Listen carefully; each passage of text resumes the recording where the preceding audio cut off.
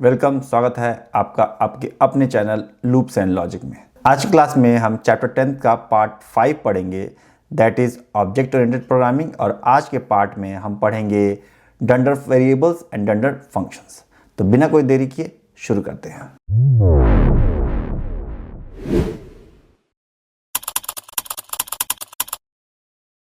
आज का पहला टॉपिक है डंडर वेरिएबल। तो आपने देखा होगा कि हम कुछ डंडर फंक्शंस यूज़ किए थे, जैसे कि double underscore, GT double underscore. Similarly उसी तरह से हमारे पास कुछ वेरिएबल्स हैं जो कुछ इन्फॉर्मेशन हमें देते हैं। जो फंक्शन आप कॉल कर रहे हो उसके बारे में कुछ इन्फॉर्मेशन दे रहा है, जो मॉड्यूल आप कॉल कर रहे हो उसके बारे में कुछ इन्फॉर्मेशन दे रहा है, क्लासेस के बारे में इन्फॉर्मेशन दे रहा है। तो वही सब डंडर वेरिएबल्स होते हैं। तो हमारे पास कुछ डंडर वेरिएबल्स हैं। तो पहला डंडर वेरिएबल है नेम डंडर वेरिएबल। तो ये मॉड्यूल का नेम देता है जब आप एग्जीक्यूट कर रहे हो। तो मान लो कि आपने कोई मॉड्यूल को इंपोर्ट किया है, मान लो आपने numpy को इंपोर्ट किया है और उसका कोई क्लास या कोई फंक्शन यूज़ कर रहे हो। तो और आपको जानना है कि भाई उसका नाम क्या है उस चीज़ का, तो वो यहाँ पे इस नेम के थ्रू शो करता है। तो अगर हम एक कोड देखें तो कैसे हो रहा है कि जैसे कि मान लो कि हमने स्टूडेंट क्लास बनाया है और हम चाहते हैं कि इसका नाम जानना कि भाई ये स्टूडेंट क्लास, इसका नाम क्या है। तो आप सिंपल क्या कर सकते हो, आप चेक कर सकते हो अंडरस्कोर अंडरस्कोर नेम से, और देखिए वो क्या प्रिंट करता है। तो ये देखिए यहाँ पे क्या किया, प्रिंट किया स्टूडेंट। तो जो क्लास इस नेम को एग्जीक्यूट कर रहा है उसका ये नाम यहाँ दे सकता है। ये स्टूडेंट के साथ साथ आप इसके फंक्शंस को भी कॉल कर सकते हो। तो let's try underscore underscore init underscore underscore dot name और चेक करते क्या ये प्रिंट करता है। तो ये देखिए जो ये फंक्शन का नाम है वो ये प्रिंट कर रहा है। सिमिलरली आप अगर कोई एक यहाँ पे फंक्शन बनाते हो, मान लो आप एक फंक्शन बनाते हो डिफाइन इंट्रो, ओके, और यहाँ पे सेल्फ देते हो और इसको आपने जस्ट सिंपल लिख दिया पास, ओके, और इस इंट्रो को आप यहाँ कॉल कर रहे हो, ओके, और देखो तो क्या ये प्रिंट करता है। तो ये देखिए ये प्रिंट कर रहा है। तो जो भी फंक्शन जो एग्जीक्यूट हो रहा है, जो कॉल हो रहा है, उसका नाम ये प्रिंट करता है। हमारा सेकेंड वेरिएबल है अंडरस्कोर अंडरस्कोर डॉक। तो बेसिकली मैंने बताया था कि डॉक स्ट्रिंग क्या होता है। तो जो भी हम फंक्शन में या क्लास में जो डॉक स्ट्रिंग लिखते हैं उसको ये प्रिंट करता है। तो मैंने यहाँ पे एक डॉक स्ट्रिंग लिख रखा है, पर्सन के लिए मैंने एक डॉक स्ट्रिंग लिख रखा है। तो अगर आप person dot underscore underscore doc करोगे तो वो उसका डॉक स्ट्रिंग प्रिंट कर देगा। तो अगर मान लो मैं लिखता हूँ person underscore underscore doc underscore underscore, okay, तो ये इसका जो डॉक स्ट्रिंग है वो प्रिंट करेगा। तो ये देखिए ये मैंने लिखा था यहाँ पे डॉक स्ट्रिंग कि a class to define a person, तो ये यहाँ पे कर दिया। सिमिलरली अगर आपको किसी फंक्शन के साथ लिखना है, तो मान लो इंट्रो का मैं डॉक स्ट्रिंग लिखता हूँ, इसका डॉक स्ट्रिंग लिख देते हैं a function to print the intro of a student, okay, और इसको हम ट्राई करते हैं कॉल करने का। तो पहले हम देखते हैं S1 के थ्रू कि हो पाता है कि नहीं। Dot intro dot underscore underscore doc, okay, let's see. तो ये देखिए यहाँ पे इसने डॉक स्ट्रिंग प्रिंट कर दिया, a function to print the intro of a student. तो आप फंक्शन मेथड या फिर क्लास का जो डॉक स्ट्रिंग लिखोगे उसको आप अंडरस्कोर अंडरस्कोर डॉक से प्रिंट कर सकते हो। नेक्स्ट डंडर वेरिएबल है that is underscore underscore file. तो इससे क्या करता है कि जो मॉड्यूल को आपने इंपोर्ट किया है या जो मॉड्यूल से आप एग्जीक्यूट कर रहे हो वहाँ पे जो अंडरस्कोर फाइल एग्जीक्यूट करोगे तो उसका पूरा फाइल पाथ प्रिंट कर देगा। तो जैसे कि अगर हम यहाँ पे प्रिंट करना चाहते हैं कि भाई ये इसका फाइल का पूरा पाथ क्या है, तो आप सिंपल से क्या करो, प्रिंट अंडरस्कोर फाइल। अब इसको आप प्रिंट करोगे तो ये देखिए यहाँ पे पूरा पाथ दे रहा है फाइल का, कि जो ये फाइल का जो पूरा पाथ है वो यहाँ पे प्रिंट कर दे रहा है। अब हम ट्राई करते हैं कि अगर कोई, जैसे हमने numpy को इंपोर्ट किया है, इसका फाइल पाथ देखना है। तो let's see print np dot underscore file. तो ये देखते हैं कि क्या प्रिंट करता है। तो ये देखिए ये प्रिंट किया। तो इसका मतलब ये है कि numpy जो हमारा मॉड्यूल है उसका जो इनिट फाइल है .py उसका लोकेशन ये प्रिंट करता है। मतलब कि इस लोकेशन पे, इस पैकेजेस लोकेशन में आपका numpy इंस्टॉल हुआ पड़ा है। इसी तरह से आप किसी भी पैकेज का भी आप फाइल पाथ देख सकते हो। इसके बाद है डिक्ट। तो बेसिकली क्या करता है कि dictionary of an objects attributes. तो आप जो भी ऑब्जेक्ट बनाओगे उसका जो वेरिएबल्स होंगे उसका नेम और वैल्यू को एक डिक्शनरी के फॉर्म में वो प्रिंट करेगा। तो अगर आप यहाँ देखते हो एक ऑब्जेक्ट बनाया स्टूडेंट का S1 और इसका हम वेरिएबल्स को डिक्शनरी फॉर्मेट में हम प्रिंट करना चाहते हैं। तो हम क्या करेंगे, print S1 dot underscore dict. अब इसको प्रिंट करते हैं। तो ये नेम है, ये इसका आईडी है, ये रोल नंबर है, ये क्लास है और ये सब्जेक्ट है। तो लेट्स सी।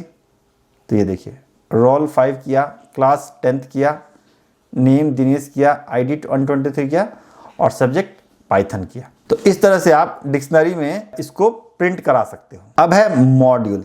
तो बेसिकली मॉड्यूल क्या होता है, where a class is defined. तो ये मॉड्यूल का नाम देगा जहां पे हम जो क्लास को यूज कर रहे हैं वो डिफाइन है। हमारे कितने सारे क्लास हैं, हमारे स्टूडेंट क्लास है, स्टडी और पर्सन क्लास है। तो अगर मान लो चाहते हैं हम देखना कि भाई स्टूडेंट किस मॉड्यूल में डिफाइन है, तो आप स्टूडेंट डॉट अंडरस्कोर मॉड्यूल अगर करते हो तो ये प्रिंट करता है मेन। मतलब कि जहां से जिस फाइल से हम इसको एग्जीक्यूट कर रहे हैं उसी फाइल में ये क्लास डिफाइंड है। इसी तरह से अगर मान लो कि अगर हमें किसी numpy के क्लास का मॉड्यूल चेक करना है तो क्या करेंगे, हमने यहाँ पे numpy को इंपोर्ट कर रखा है एज np से। तो हम करते हैं np डॉट। अब इसके कुछ क्लासेस है, जैसे कि एक अरे क्लास होता है, तो अरे डॉट अंडरस्कोर मॉड्यूल करेंगे तो ये प्रिंट करेगा numpy। तो ये देखिए यहाँ पे इसने numpy प्रिंट किया क्योंकि ये जो क्लास है ये numpy मॉड्यूल के अंदर ये डिफाइंड है। अब है हमारा नेक्स्ट वेरिएबल क्लास वेरिएबल। तो जो भी आपने ऑब्जेक्ट बनाया है उसके साथ अगर इसको आप कॉल करते हो तो ये उस ऑब्जेक्ट का जो क्लास है उसका नाम वो प्रिंट करेगा। तो मान लो यहाँ पे कि हम प्रिंट करते हैं प्रिंट S1, ये एक ऑब्जेक्ट है अंडरस्कोर अंडरस्कोर क्लास, इसको प्रिंट करते हैं। तो ये देखिए ये क्या है, ये स्टूडेंट क्लास का ये ऑब्जेक्ट है तो उसको ये प्रिंट किया। ये मेन इसलिए कर रहा है क्योंकि ये मेन मॉड्यूल के अंदर है, मतलब इसी फाइल के अंदर ये स्टूडेंट डिफाइंड है। लेकिन अगर हम यहाँ पे एक हम ऑब्जेक्ट बनाते हैं अरे का जो numpy मॉड्यूल में डिफाइंड है तो उसके लिए क्या होता है, तो ये क्या होता है, कैसे काम करता है ये बाद में देखेंगे। बट अभी जस्ट हम इसका एक ऑब्जेक्ट बनाते हैं और इसको प्रिंट करते हैं, प्रिंट A1 डॉट क्लास। तो देखिए क्या होता है। तो ये देखिए यहाँ पे ये स्टूडेंट क्लास का था लेकिन ये ND array क्लास का ये ऑब्जेक्ट बना है। तो वो भी ये क्या करता है कि जब भी आप क्लास आप इसका यूज करोगे वेरिएबल को तो वो जिस क्लास से ये ऑब्जेक्ट बना है उसका नाम ये प्रिंट कर देगा। लास्ट है हमारा बेसिस। तो बेसिकली ये सारे क्लास का नाम प्रिंट करेगा जिससे वो पर्टिकुलर क्लास इनहेरिट हुआ है। तो अब यहाँ पे आप देखिए कि स्टूडेंट क्लास पर्सन और स्टडी से इनहेरिट हुआ है। तो अगर हम यहाँ पे प्रिंट करते हैं स्टूडेंट अंडरस्कोर अंडरस्कोर बेसिस तो ये प्रिंट करेगा जो भी क्लास को ये इनहेरिट कर रहा है। तो ये पर्सन को इनहेरिट कर रहा है जो मेन मॉड्यूल के अंदर में और स्टडी को इनहेरिट कर रहा है जो मेन मॉड्यूल में। तो ये कुछ हमारे वेरिएबल्स थे, डंडर वेरिएबल्स, जो काफ़ी यूज़ होते हैं और इसका मैंने यहाँ पे आपको शो किया है। इसके अलावा भी काफ़ी सारे वेरिएबल्स हैं जो आप आगे खुद से आप प्रैक्टिस कर सकते हैं या फिर अगर आपको कोई डाउट है तो आप मुझे कमेंट कर सकते हैं, मैं ट्राई करूँगा उसको आपको आंसर करने का। अब बढ़ते हैं अपने नेक्स्ट टॉपिक की तरफ, दैट इज़ डंडर फंक्शंस। तो हमने एक डंडर फंक्शन देखा था GT, फिर हमने देखा था GE। उसी की तरह बहुत सारे डंडर फंक्शन होते हैं, जैसे कि आपका एक इनिट डंडर फंक्शन होता है, बहुत सारे हैं जो इस टॉपिक में अब हम देखते हैं। तो सबसे पहले हम देखते हैं कि ऑब्जेक्ट क्रिएशन एंड इनिशियलाइजेशन वाले सारे डंडर फंक्शंस। तो हमारे पास 3 डंडर फंक्शंस है। एक है न्यू डंडर फंक्शन, तो ये क्या करता है, ये जब भी कोई नया इंस्टांस या नया ऑब्जेक्ट बना होता है उसके लिए ये यूज होता है। इनिट होता है जो इंस्टांस के वेरिएबल्स है उसको इनिशियलाइज करने या इंस्टांस को इनिशियलाइज करने के लिए होता है। और डेल जो होता है ये तब कॉल होता है जब एक ऑब्जेक्ट को डिलीट करना होता है या डिलीट करने से जस्ट पहले ये कॉल होता है। तो इन तीनों को हम एक प्रोग्राम के थ्रू समझते हैं कि कैसे वर्क करता है। तो यहाँ पे मैंने तीनों डंडर फंक्शंस को डिफाइन कर लिया है, न्यू, इनिट और डिलीट। अब हम न्यू में क्या कर रहे हैं कि हम प्रिंट कर रहे हैं इनसाइड न्यू, इनिट में हम प्रिंट कर रहे हैं इनसाइड इनिट, और डिलीट में हम प्रिंट कर रहे हैं इनसाइड डिलीट। तो अब तक आपने जाना था कि जब भी क्लास का कोई ऑब्जेक्ट बनता है तो इनिट फंक्शन कॉल होता है, बट उससे भी पहले न्यू फंक्शन कॉल होता है। तो वो देखते हैं। तो मान लो कि मैंने एक यहाँ पे नंबर क्लास बनाया है और मैं इसका एक वेरिएबल बना रहा हूँ n1 इक्वल टू नंबर, और हमें कितने एट्रीब्यूट चाहिए, दैट इज 1। तो यहाँ पे हम एक नंबर देते हैं 1 2 3 और इसको एग्जीक्यूट करते हैं। तो ये देखिए क्या प्रिंट किया, इनसाइड न्यू पहले प्रिंट किया, फिर इनसाइड इनिट और इनसाइड डिलीट। तो इसका मतलब ये हुआ कि सबसे पहले न्यू डंडर फंक्शन कॉल होता है, इसीलिए यहाँ पे इनसाइड न्यू प्रिंट किया। उसके बाद इनिट फंक्शन कॉल होता है, और जब ये ऑब्जेक्ट डिलीट होता है तब डिलीट फंक्शन कॉल होता है। तो आप बोलोगे यार यहाँ तो हमने तो डिलीट किया नहीं, डिलीट हुआ जब ये एग्जीक्यूशन इसका कंप्लीट हुआ तो ऑटोमेटिकली जो ऑब्जेक्ट हमने बनाया था, जो हमने मेमोरी लोकेशन उसको दिया था, उसको तो भाई फ्री करना होगा। तो जैसे ही वो फ्री हुआ इसका मतलब कि तो वो डिलीट हुआ तब ये फंक्शन कॉल हुआ। तो इसका एक तरीका आप देख सकते हो कि यहाँ पे अगर हम प्रिंट करते हैं प्रिंट बिफोर डिलीट, तो मतलब क्या हुआ कि जब ये ऑब्जेक्ट बनेगा तो न्यू डंडर फंक्शन कॉल होगा। उसके बाद जब इनिशियलाइज करेंगे 1 2 3, जब इसको हम पास करेंगे इसके एट्रीब्यूट को, तब ये इनिट मेथड कॉल होगा, और उसके बाद ये बिफोर प्रिंट करेगा, और उसके बाद ये डिलीट डंडर फंक्शन कॉल होगा। Let's execute it. ये देखिए inside new, inside init, before और डिलीट। तो आप बोलोगे कि न्यू डंडर फंक्शन का क्या जरूरत है। तो बेसिकली न्यू डंडर फंक्शन उसलिए काम आता है जब हमें किसी क्लास का सिंगल ऑब्जेक्ट बनाना होता है। ये एक इसका यूज केस बोल सकते हैं, उस वक्त हम इसको यूज करते हैं। तो जैसे कि अगर मैं यहाँ पे आपको शो करूँ, यहाँ पे ये क्या कर रहा है कि यहाँ पे इसने एक इंस्टांस बना रहा है। अगर इंस्टांस ऑलरेडी बन गया है तो क्या करेगा, वो दूसरा इंस्टांस नहीं बनेगा, उसी को वो दूसरे नाम से उसको दे देगा। तो जैसे मान लो कि हमने नंबर 1 बनाया और नंबर 2 बनाया, नंबर 2 4 5। तो ये क्या करेगा कि वो एक समय में एक ही इंस्टांस इसके पास रहेगा, वो 2 इंस्टांस नहीं रहेगा। तो इसको एक बार एग्जीक्यूट करते हैं, उसका समझते हैं कि कैसे ये वर्क कर रहा है। इनसाइड न्यू इंस्टांस बनाया, उसके बाद उसको इनिशियलाइज किया। सेकेंड टाइम जब हमने कॉल किसको किया तो देखिए ये इनसाइड न्यू प्रिंट यहाँ पे नहीं किया, सिर्फ इनिट प्रिंट किया। क्यों? क्योंकि हम जब ये इंस्टांस ऑलरेडी बना हुआ है, जैसे कि फर्स्ट टाइम ये इंस्टांस कुछ भी नहीं था तो हमने प्रिंट किया और एक नया इंस्टांस बना दिया और उसी को रिटर्न कर दिया।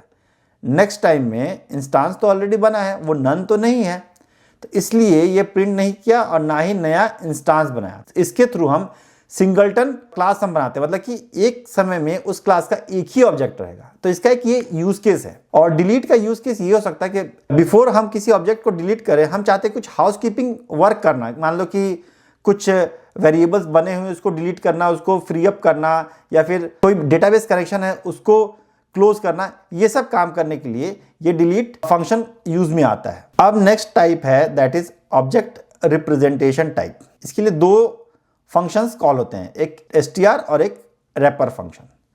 तो इन दोनों के कुछ डिफरेंसेस भी हैं, पहले इनको जान लेते हैं कि ये होता क्या है। तो जो str फंक्शन है वो करता है रिटर्न से human readable string representation of the object. तो हम क्या करते हैं कि कोई हमने ऑब्जेक्ट बनाया और वो क्या होल्ड कर रहा है, वो क्या है, उसका कुछ हम स्ट्रिंग रिप्रेजेंटेशन दे देंगे ताकि कोई यूजर अगर उसको देखना चाहे तो वो देख सकता है। उसी तरह से रैपर फंक्शन क्या होता है, returns an ambiguous string representation for debugging. आप डीबग करना चाहते हो कोड को और कुछ इश्यूज आया, जैसे कि आप कोड बना लिया और आप जो रिजल्ट चाहते हो वैसा रिजल्ट नहीं आ रहा है, तो आपको डीबग करना है। तो उस केस में हम रैपर फंक्शन को यूज़ कर सकते हैं ताकि हम ये देख सकें कि भाई अगर हमने ये ऑब्जेक्ट बनाया है तो इसका क्या वैल्यू है, वो हम करके देखते हैं। इनका पर्पस, गोल, यूजेज ये सब यहाँ पे दिया हुआ है और इसको एक बार हम डिफरेंसेस देख लेते हैं। तो पहला है कि इसका पर्पस क्या है, अनएम्बिगुअस रिप्रेजेंटेशन फॉर डेवलपर्स। इसको हम करके देखेंगे और आपको समझाऊंगी वो क्या होता है। Readable representation for users. Okay, goal क्या है इसका, return string that can recreate the object. तो हम ऐसा रिटर्न करेंगे जिससे आप एक नया ऑब्जेक्ट बना सकते हो। वैसा होगा जैसे हम क्या करते हैं कि देते हैं object name equal to class name and then parameters pass करते हैं, एट्रीब्यूट्स जो बोलते हैं जिसको, वो एज इट इज़ वो प्रिंट कर देगा। यहाँ पे ये ह्यूमन फ्रेंडली डिस्क्रिप्शन प्रिंट करेगा, पूरा उस ऑब्जेक्ट का पूरा डिस्क्रिप्शन प्रिंट करेगा। यूजेज क्या है, debugging, logging and interactive mode के लिए ये यूज़ होता है। ये प्रिंट करने के लिए, अगर ऑब्जेक्ट को आपको प्रिंट करना है उसके लिए ये यूज़ होता है। फॉलबैक क्या है, इफ स्ट्रिंग इज मिसिंग, उस समय ये यूज में आता है। अगर मान लो कि str मिसिंग है तो फिर ये रैपर को ही डायरेक्ट कॉल कर देगा। इसका यूज नहीं हो सकता अगर रैपर फंक्शन डिफाइंड नहीं है, मतलब कि अगर ये रैपर अगर डिफाइंड नहीं है और रैपर फंक्शन हम कॉल कर रहे हैं तो हम str में अगर कुछ भी डिफाइंड है तो उसको वो प्रिंट नहीं करेगा। तो अगर str में कुछ मिसिंग है और str फंक्शन हम कॉल करें तो रैपर में जो है वो उसको यूज कर लेगा। लेकिन अगर रैपर कॉल कर रहा है और रैपर में कुछ मिसिंग है तो str को वो कॉल नहीं कर सकता है। इसको एक कोड के थ्रू इसको और अच्छे से समझते हैं। तो यहाँ पे मैंने एक str फंक्शन को बना दिया है और एक रैपर फंक्शन बना दिया। str फंक्शन में मैंने क्या बनाया है कि जो भी नंबर हम यहाँ पे बना रहे हैं, मान लो कि n1 इक्वल टू नंबर 1 2 3, तो ये जो हमने फंक्शन बना दिया, तो अगर हम str फंक्शन कॉल करेंगे तो ये एक ह्यूमन रीडेबल फॉर्मेट में इसको प्रिंट करेगा। जैसे कि प्रिंट क्या करेगा, the number is this number. लेकिन ये जो हम प्रिंट कर रहे हैं, ये जो ऑब्जेक्ट बनाने के लिए जो हम यूज करते हैं उसको हम प्रिंट कर रहे हैं। जैसे लिख रहे हैं नंबर, जो ये चीजें हैं सेम चीज हम यहाँ पे प्रिंट कर रहे हैं। तो इसको प्रिंट करके चेक कर लेते हैं। तो हम print n1 dot str, okay, देखते हैं क्या ये रिटर्न करता है। रिटर्न किया द नंबर इज 1 2 3, ओके। तो जो हमने यहाँ पे प्रिंट किया था उसी को ये यहाँ पे रिटर्न कर रहा है। अगर सेम चीज अगर हमें रैपर के लिए यूज करना है तो हम अंडरस्कोर रैपर कॉल कर सकते हैं। ये देखिए ये कैसे प्रिंट कर रहा है, नंबर 1 2 3। जो हमें ऑब्जेक्ट बनाने की जो जरूरत था वैसा ही हमने यहाँ पे प्रिंट किया है। अब हमने ये भी बोला था कि अगर रैपर मिसिंग है तो str के लिए वो कॉल नहीं होगा। तो अगर मान लो मैं इसको डिलीट कर देता हूँ, ओके, और अब प्रिंट करता हूँ, तो स्ट्रिंग का प्रिंट हो गया, बट रैपर की जगह पे जस्ट ऑब्जेक्ट का लोकेशन प्रिंट कर दिया कि ये भाई एक ऑब्जेक्ट है जो इस लोकेशन में प्रेजेंट है। उसी तरह से अगर हम स्ट्रिंग को हटा देते हैं तो क्या होता है, तो अगर स्ट्रिंग हमने हटा दिया तो यहाँ पे स्ट्रिंग कॉल कर रहे हैं, तो इसकी जगह पे ये जो रैपर में जो है वो कॉल कर देगा क्योंकि str फंक्शन मिसिंग है। तो लेट्स सी, देखिए ये स्ट्रिंग के लिए प्रिंट किया और रैपर के लिए भी प्रिंट किया। अब मान लो कि रैपर भी मिसिंग है तो क्या होता है, तो देखियो रैपर की जगह क्या आया, उसका लोकेशन आया। सेम चीज स्ट्रिंग की जगह भी वो जो रैपर जो प्रिंट किया वही प्रिंट किया। तो ये दोनों इसका कुछ यूजफुलनेस है जो आप यूज कर सकते हो अपने कोड में। आप str और रैपर फंक्शन को ये str और रैपर के थ्रू भी कॉल कर सकते हो। अब तक हमने देखा था कि हम ऑब्जेक्ट डॉट अंडरस्कोर str दे रहे थे और ऑब्जेक्ट डॉट अंडरस्कोर रैपर दे रहे थे, बट आप इस तरह से भी कॉल कर सकते हो। तो अगर मैं इसको रन करूं तो ये देखिए, जब str n1 हमने एग्जीक्यूट किया तो ये देखिए द नंबर इज 1 2 3 प्रिंट किया, और जब हमने रैपर के लिए किया तो ये नंबर 1 2 3 प्रिंट किया इस तरह से। तो ये एक्चुअल तरीका है कॉल करने का, बट आप उस तरह से भी आप कॉल कर सकते हैं। तो अब हमारा एक और टाइप है, दैट इज कंपैरिजन टाइप। तो उसमें हमने अपने लास्ट क्लास में हमने देखा था ग्रेटर देन को हमने कैसे मॉडिफाई किया था और हम ऑब्जेक्ट को कंपेयर करते ग्रेटर देन और लेस देन के लिए। तो उसी तरह से हमारे पास और भी हैं, जैसे कि EQ है जो यूज़ होता है इक्वल टू के लिए, not equal to, less than equal to, greater than और ग्रेटर देन इक्वल टू। तो हमने जैसे कि लास्ट क्लास में ग्रेटर देन को यूज़ किया था, उसी तरह से हम इन सब को भी कर सकते हैं। चलिए अभी हम एक EQ को देख लेते हैं कि वो कैसे वर्क कर रहा है। तो हमने यहाँ पे नंबर क्लास बनाया है और हम एक डंडर फंक्शन डिफाइन कर देते हैं, डिफाइन EQ, ओके, सेल्फ है और यहाँ पे हम वैल्यू पास कर रहे हैं। तो ये रिटर्न क्या करेगा, अगर सेल्फ और अदर दो ऑब्जेक्ट ये लेगा, अगर self dot num equal to other dot num होता है, तो अगर ये दोनों इक्वल है तो ट्रू रिटर्न होगा, अगर ये इक्वल नहीं है तो फॉल्स रिटर्न होगा। तो यहाँ पे मैंने एक ऑब्जेक्ट बनाया है N1 और उसी तरह से एक और ऑब्जेक्ट बना रहा हूँ N2 और इसमें मैं वैल्यू दे रहा हूँ 2, 3, 4 और मैं प्रिंट कर रहा हूँ N1 equal to N2। Let's see क्या होता है। ये देखिए यहाँ पे फॉल्स प्रिंट किया, क्यों? क्योंकि N1 का जो नंबर है और N2 का जो नंबर है वो अलग है। लेकिन अगर हम नॉट इक्वल टू करते हैं तब देखते हैं क्या होता है। ये ट्रू रिटर्न कर रहा है। क्यों रिटर्न कर रहा है ट्रू? क्योंकि ये दोनों डिफरेंट है, नंबर्स हैं। तो नॉट इक्वल टू नहीं है। तो अगर मैं इसको 1, 2, 3 कर दूं तो क्या होता है, तो नॉट इक्वल टू फॉल्स हो गया और इक्वल टू आपका ट्रू हो जाएगा। ये देखिए ये यहां पे ट्रू हो गया। तो इस तरह से आप बाकी के जितने भी कंपैरिजन वाले डंडर फंक्शन हैं उनको आप यूज कर सकते हो। अब हमारा नेक्स्ट डंडर फंक्शन है हैश डंडर फंक्शन। तो ये क्या करता है, it returns N integer hash value for an object which is used in hash based collection. तो ये क्या करता है, एक किसी ऑब्जेक्ट का हैश वैल्यू रिटर्न करता है जिसको हम किसी कलेक्शन के में यूज कर सकते हैं, हैश बेस्ड कलेक्शन में। तो हैश बेस्ड कलेक्शन क्या होते हैं, सेट्स होता है और डिक्शनरीज होता है। It must be consistent with EQ। A equal to B है, इसका मतलब हैश A और हैश B भी सेम होना चाहिए। मतलब मान लो कि कोई एक ऑब्जेक्ट है और वो अगर एक और ऑब्जेक्ट से सेम है तो दोनों का हैश वैल्यू भी सेम होना चाहिए।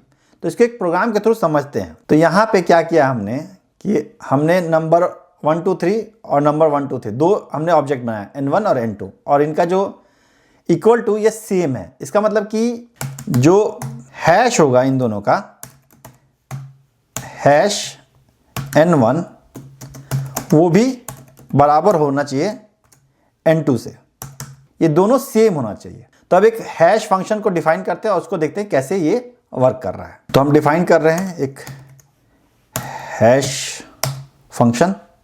तो ये सेल्फ पैरामीटर लेगा और ये रिटर्न करेगा हैश ऑफ सेल्फ डॉट नम। हम इसलिए ये वैल्यू हैश वैल्यू रिटर्न कर रहे हैं क्योंकि इसी के बेसिस पे हम इक्वल टू कंपेयर कर रहे हैं। तो हमने सेल्फ डॉट नम किया तो इसका ये हैश वैल्यू ये रिटर्न करेगा। तो सबसे पहले हम चेक करते हैं कि हैश वैल्यू क्या प्रिंट कर रहा है।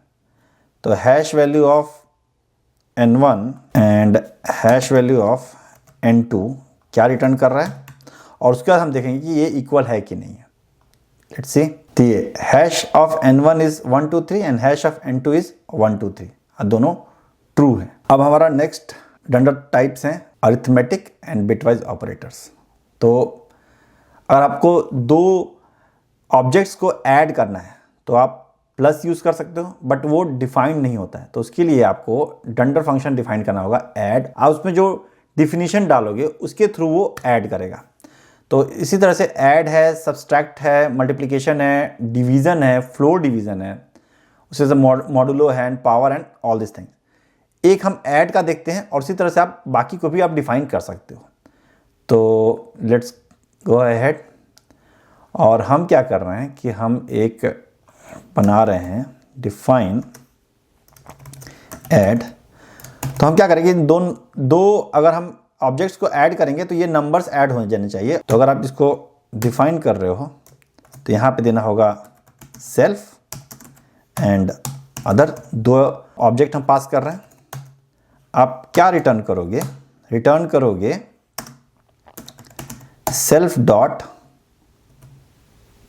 नम प्लस अदर डॉट नम। तो हमने यहाँ पे एक डंडर फंक्शन बना दिया ऐड, जिसमें क्या करेगा, अगर हम दो ऑब्जेक्ट्स को ऐड करते हैं तो वो क्या रिटर्न करेगा, दोनों के जो नम एट्रीब्यूट्स है उन दोनों का सम रिटर्न करेगा। तो अगर आप प्रिंट करते हो n1 प्लस n2 तो देखो क्या रिटर्न होता है, 368 रिटर्न हुआ। लेकिन अगर मैं इसको हटा देता हूं तो ये एरर देगा। क्या एरर देगा, ये देगा error unsupported operand type plus. तो मतलब कि इनको नहीं पता है कि ये ऑब्जेक्ट्स पे अगर हम प्लस करेंगे तो क्या रिटर्न होना चाहिए, क्योंकि ये तो प्री डिफाइंड नहीं है। जैसे इंटीजर को हम ऐड करते हैं तो उसके लिए प्री डिफाइंड होता है, स्ट्रिंग को ऐड करते हैं तो उसके लिए प्री डिफाइंड होता है, लेकिन यहाँ पे तो इस ऑब्जेक्ट के लिए नहीं है, तो आपको वो डिफाइन करना ही पड़ेगा। तो डिफाइन कैसे कर सकते हैं, अंडरस्कोर ऐड के थ्रू।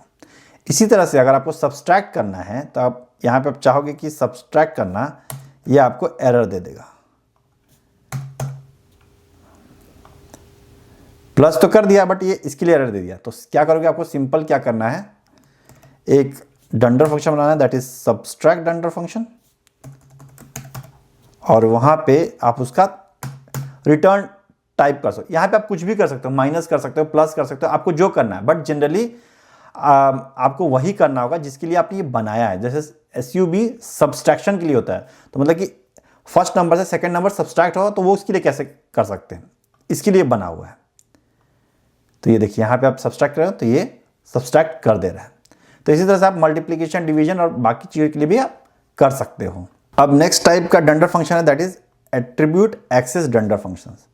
तो जब भी आप किसी ऑब्जेक्ट के एट्रीब्यूट को एक्सेस करोगे उस वक्त ये डंडर फंक्शंस कॉल होते हैं। तो पहला है गेट एट्र। तो ये तब कॉल होता है जब आप किसी एट्रीब्यूट को एक्सेस करो और वो एग्जिस्ट करता ही ना हो। उसी तरह से गेट एट्रीब्यूट है, दोनों में थोड़ा सा कंफ्यूजन है, इसका आप थोड़ा ध्यान दीजिएगा। तो गेट एट्रीब्यूट तब कॉल होता है जब ये कोई एट्रीब्यूट एक्सेस करना हो, वेदर वो प्रेजेंट है या नहीं है उससे कोई मतलब नहीं है, ये हमेशा कॉल होगा। लेकिन गेट एट्र तब कॉल होता है जब वो एट्रीब्यूट प्रेजेंट नहीं है। सेट एट्रीब्यूट क्या करता है कि जब आप किसी एट्रीब्यूट को सेट करते हो उस वक्त ये कॉल होता है, और डिलीट एट्रीब्यूट तब कॉल होता है जब कोई आप एट्रीब्यूट को आप डिलीट कर रहे हो, उस वक्त ये कॉल होता है।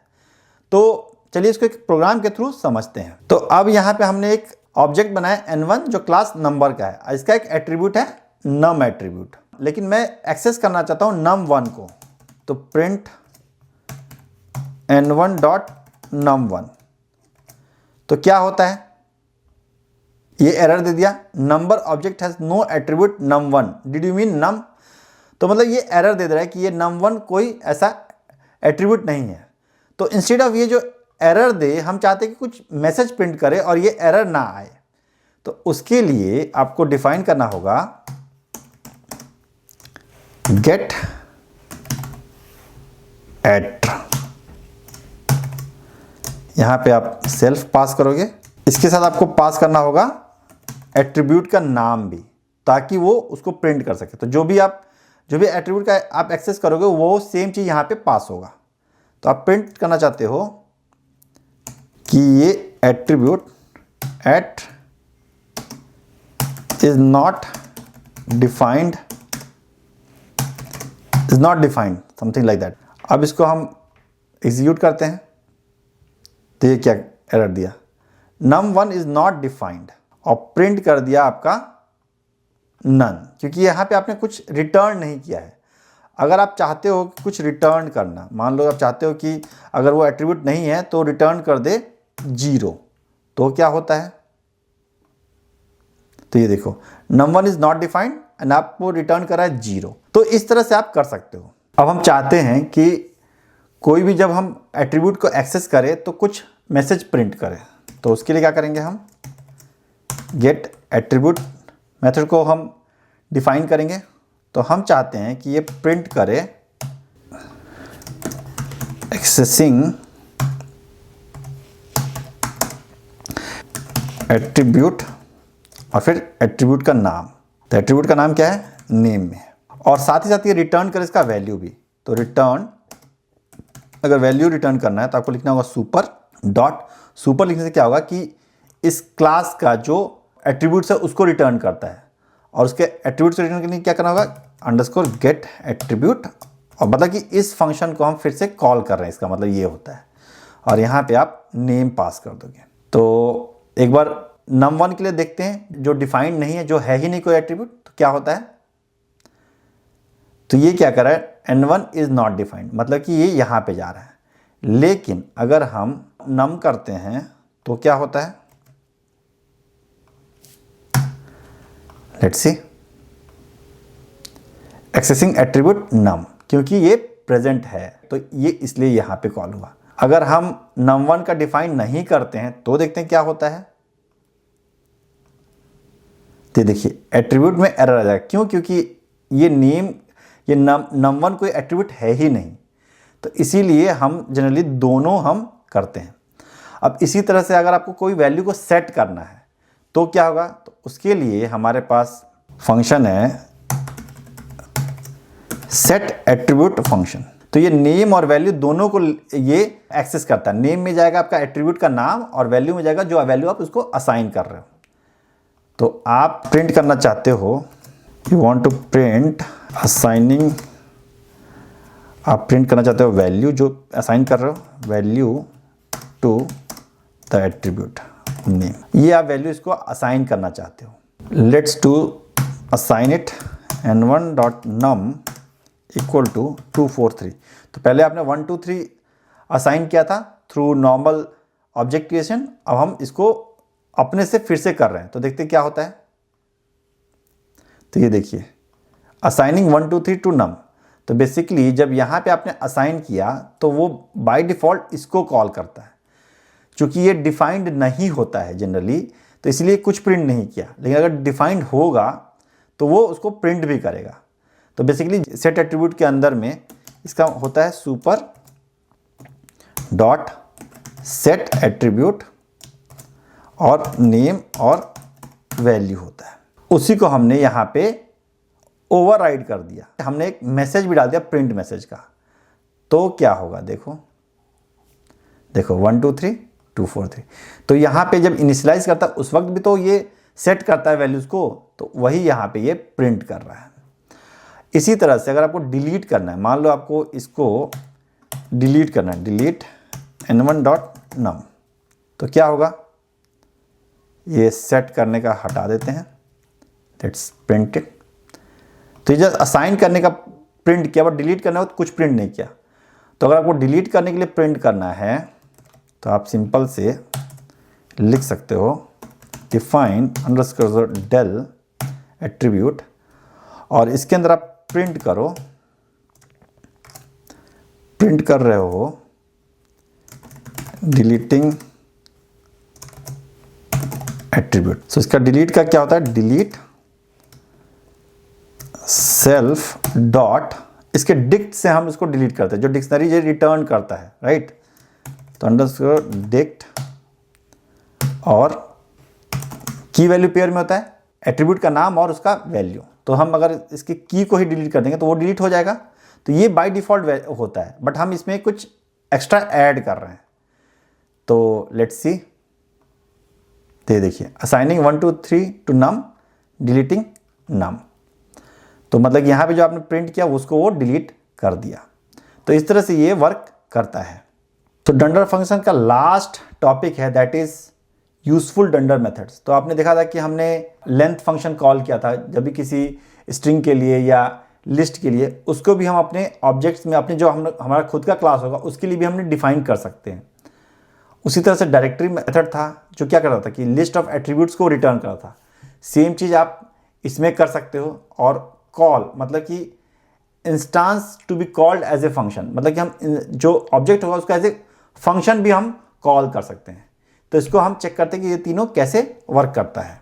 तो अभी अगर हम लेंथ फंक्शन कॉल करते हैं इस ऑब्जेक्ट साथ, तो देखते हैं क्या होता है। n1 ये बोल रहा है object of type number has no length function, मतलब इसका डिफिनीशन ही हमने नहीं दिया है। तो उसको डिफाइन करते हैं। तो हम डिफाइन कर रहे हैं डिफाइन लेन, इसमें हम पास करेंगे सेल्फ, और हम क्या रिटर्न करेंगे, जो लेंथ है इसके नंबर का। तो हम क्या करेंगे कि पहले इंटीजर को कन्वर्ट करेंगे स्ट्रिंग में और उसका लेंथ लेंगे। तो let's convert it string and then print. यहाँ सिर्फ n1 देना होगा।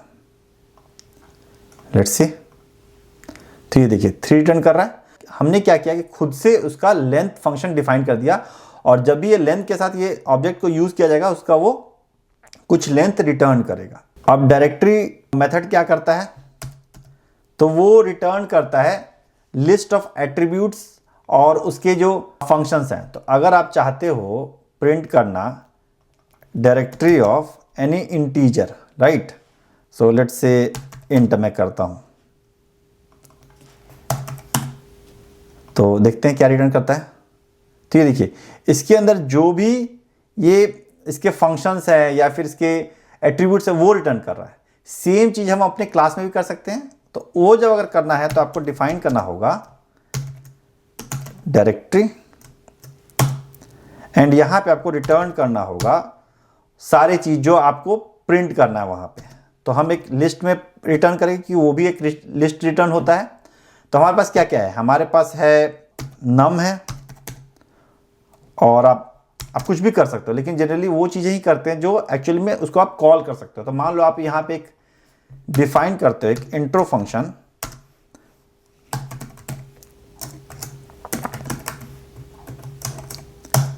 और प्रिंट करते हो the number is self dot num. तो ये एक फंक्शन हो गया। तो उसको भी हम यहां पे ऐसे कर सकते हैं कि ये भी एक कॉलेबल फंक्शन है।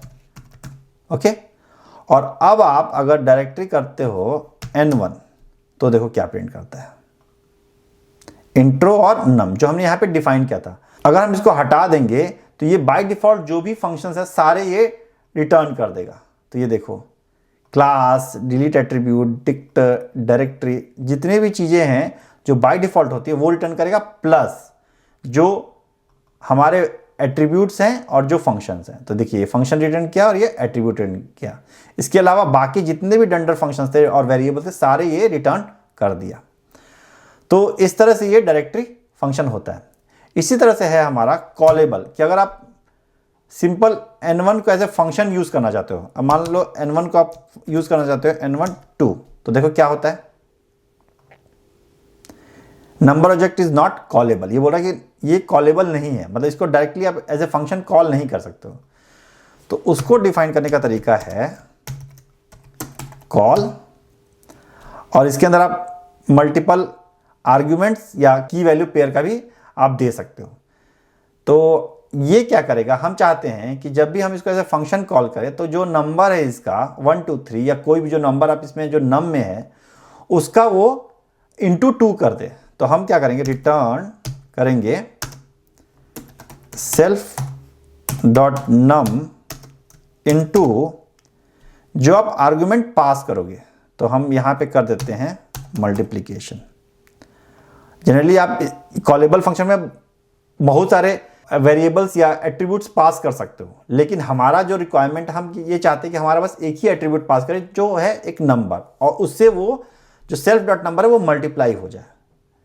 तो कर सकते हैं मल्टीप्लीकेशन। अब जैसे यहाँ पे 2 पास किए तो ये जो 1 2 3 ये मल्टीप्लाई हो जाएगा 2 से। देखते हैं 246 हो गया। इसी तरह से अगर मैं यहाँ पे 250 डालूंगा तो ये इसको कर देगा 500। यहाँ पे अगर मैं 4 डालूं तो ये इसको कर देगा 1000। तो इस तरह से आप ऑब्जेक्ट को भी कॉल कर सकते हो। तो ये था हमारा चैप्टर 10 का पार्ट 5, और यहीं पे हमारा ऑब्जेक्ट ओरिएंटेड प्रोग्रामिंग का जो पूरा टॉपिक था वो हम कंप्लीट कर रहे हैं। और इसी के साथ हमारा बेसिक पाइथन का भी जो क्लासेस हैं वो जो सीरीज है वो एंड हो रहा है। नेक्स्ट सीरीज हम स्टार्ट करेंगे नमपाई पे, जो एक मॉड्यूल है पाइथन का, और उसको हम मैथमेटिकल कैलकुलेशन में उसका यूज करते हैं। तो आपको अगर पाइथन के सारे टॉपिक, सारे क्लासेस देखने हैं तो आप ये हमारे प्लेलिस्ट पे जाके सारे क्लासेस देख सकते हैं। और अगर आपको कोई भी डाउट है तो आप कमेंट कर सकते हैं, मैं उसको ट्राई करूंगा आपको आंसर करने का। मिलते हैं नेक्स्ट क्लास जो कि नमपाई का इंट्रोडक्शन क्लास होगा, और उसमें हम देखेंगे numpy होता क्या है। तब तक के लिए कीप लर्निंग।